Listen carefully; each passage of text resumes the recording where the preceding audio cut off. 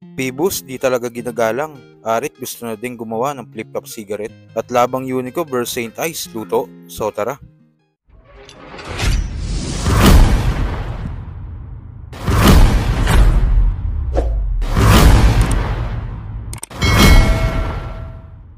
Sa labang Jonas kontra Dodong Saipa at Binsaid ay binastos na naman ng walang humpay si Pibus. Sige, ngayon mo sabihin, Jonas, na sa battle na to, dalawa lang kami yung makikinabang. Samantalang sa mga MCs dito, isa ka mataas yung talent P. Ha? Teka. Makikinabang. Talent P. Yang rhyming mo, walang improvement. Makikinabang. Talent P. Gagit, rin yun. Bakit? Makikinabang siya sa TF. Ganun ba? Tangina mo, plastic! Plastic! Plastic bag! Tangina. At kay Phoebus, wala ba kayong nakukutuban? Biglang nagpatunog ng pangalan, akin lang natunugan. Puta, pinasok na lahat. Ahon mahirap. Hip-hop. Pati na rin ng basketball. Huwag mo kaming paandaran, alam namin tatakbo kang senador. Eh di putang ina, anong pangalan ng partido mo niyan? PSP din, boss? Oh. Bakit? Pibus. Samson. Panot? Ay, puta, hindi gawan na natin ng jingle to, dong. Sige. Bas kami bahala, O sige, sino dyan nakakaalam nung itwasin me ni Shaggy? Kayo, alam nyo. Okay, sabayan nyo kami, ha, game. 1, 2, 3, go! Sino ang kailangan? Pibus Panot. Isa pa, sabayan nyo kami. Sino ang kailangan? Pibus Panot. Na iboto sa halalan. Pibus Panot. Madaling malalapitan. Pibus Panot. Lalo't pera ang usapan. Pibus Panot. Sama-sama na po nating ihalal ang tiyak na tapat sa inyo. Kalbo. Siguradong di mauubusan kahit na nakakalbo. Pibus Panot. Ganito din ang ginawa ni Akat at Lanceta noong nakarang event ng PSP. Ulong gabo! Taas kamay ng lahat ng naniniwalang mongoloid si Pibus. Taas kamay! Tangina, di kayo naniniwala? Mongoloid yan! Kasi ano ba tong PSP? Malaking advertisement. Para yung mga produkto na bulok ni Phoebus sa mga video mabida. Kesa nga raw magbayad ng ₱1,000,000 endorsement para i-promote ng laos na artista. Nakatipid pa siya ng triple kasi mas murang gumawa ng liga. Sa ginawa mo niyan, hasbula, mas masahol ka pa kay Enigma. Talagang naglalaan sila ng oras para sa linyang pangtira kay Pibus. At saka Jonas, tang ina, kung ikaw lang ay kukulangin. Kahit tulungan mo to Phoebus, di kayo aarok sa akin. Magtulong man kayo'y magmumukha lang puppet. Walang tanong na which is which at easy lang tong dalwa sa akin. At kung mainit ka ngayon, di yan dahil sa ulol. Dahil hindi ka naman puputok kung walang tulong ng gasol. At di naman napigilan ni Jonas pagtanggol si Pibus. Yung inaasar niyong panot, yun na magpapatubo sa inyo. Ipagtatanggol daw nila si Enigma. Sinabi nung mga to, bakit ngayong nakatungtong kayo sa PSP, si Pibus pa lang tinitira nyo? Di ba? Isipin nyo. Sulat nyo, tol. Totoo! Utang ina, nagagalit ako. Ako nandito, si Pibus tinitira nyo. Ano to? Gaguhan? Dong, totoo.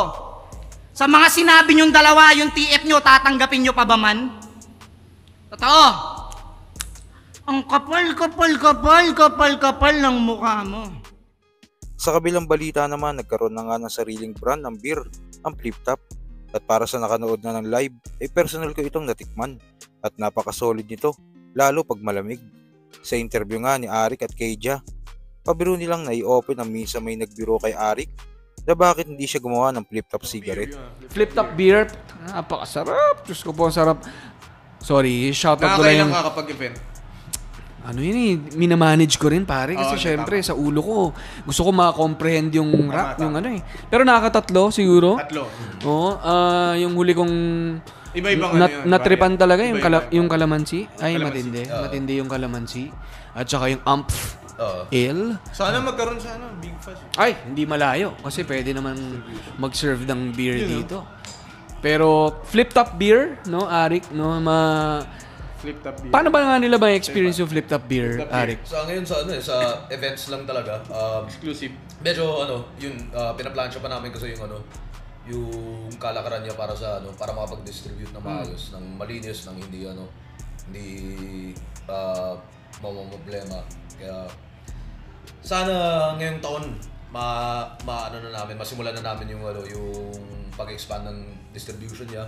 Yung sa mga bars dito sa Big Fuzz o kung saan man na willing yun para matikman nyo rin para makapag-enjoy din ng Papalag talaga yun. Papalag din yun, international. Sarap.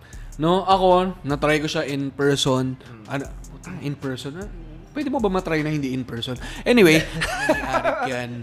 About time, no, na may sariling may inom yung mga nanonood ng battle. Pero hopefully, no, mas maging available sa ibang spaces para matry din ng mga tao. Yung inspiration, mag-bisyo. Mag-bisyo, yan. Yan ang mission ni ni Arik. Mission bisyo. Mission niya. So, pero, ayun, men, parang hindi ka tumigil sa sa pagpapa-relax sa amin sa mga battles through flip top. Pucha, binigyan mo pa kami ng beer. Diba? Record label. Puta, binigyan pa tayo ng Yossi. From battle to flip top Yossi. Ay, oo nga, no? Yun talaga yun, parang nabanggit ko naman na sa dati na